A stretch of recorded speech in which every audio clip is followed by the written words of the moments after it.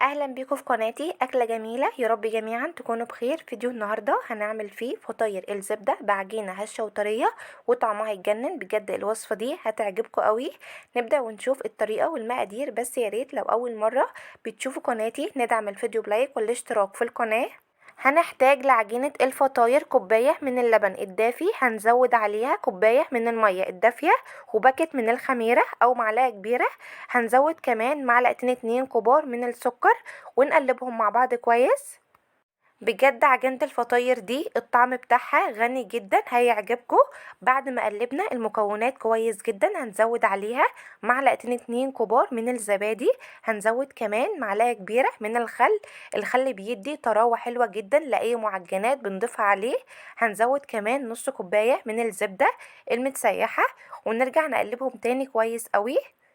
هزود كمان رشة صغيرة من الفانيليا السايلة او البودر، بتدي طعم وريحة حلوين جدا وينفع ان احنا نستغنى عنها لو مش حابين تضيفوها.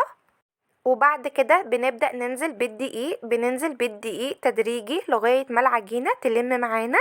وبنزود على الدقيق رشة صغيرة من الملح ونص معلقة صغيرة من البيكنج باودر.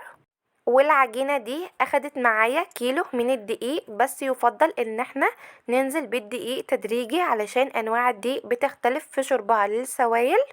وبنعجنها لمدة 10 دقايق، واهم حاجة نعجنها كويس علشان ناخد نتيجة حلوة من الفطاير. والعجينة دي بتكون ناعمة وطرية وبتلزق في الايد بسيط.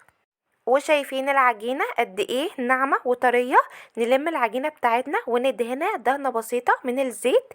الزيت بيساعد في التخمير بتاعها. بعد كده هنغطيها ونسيبها تخمر.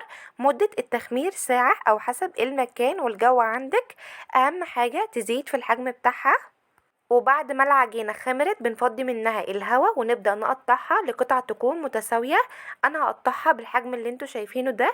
ينفع تكبري عن كده او تصغري زي ما انت عايزة. وبعدين نغطيهم بكيس علشان الوش بتاعهم ما ينشفش. وعلى طول وبدون اي انتظار نبدأ باول واحدة احنا كورناها هتكون ارتاحت معانا. نبدأ ان احنا بنفردها على شكل دايرة ونحاول ان احنا نخلي الشكل بتاعها يكون متساوي والسمك بتاعها بيكون متوسط. بعد ما فردناها بندهنها بالزبدة الطرية. ندهنها كويس كده بالزبدة علشان تكون مورقة وطعمها معانا كويس. ونلفها رول ونقفلها كويس جدا من الجناب. وبعدين بنبرمها تحت ايدينا. وبعد كده هنجيب السكينة ونقطعها من النص زي ما انتم شايفين كده. وبعد ما قطعناها وقسمناها من النص هنلفها عكس بعض اكنك بتعملي ضفيره بالشكل اللي انت شايفاه ده كده. ونيجي كده على اخر حته ونقفلها كويس. وبعدين هنلفها كده زي الكحكه ونجيب الطرف ده كده نقفله من تحت. طريقتها سهله خالص. هعمل كمان واحدة بنفس الطريقة وطبعا الفيديو موضح عن الشرح. بعد ما هنخلصها بنحطها في صاج ما نكونش دهنينه اي مادة دهنية.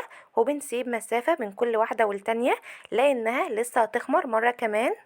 بعد ما هنخلص كل كمية الفطاير هنسيبها تخمر لمدة 10 دقايق. وبعدين ندهن الوش بتاعها. انا بدهن الوش بربع كوباية من اللبن.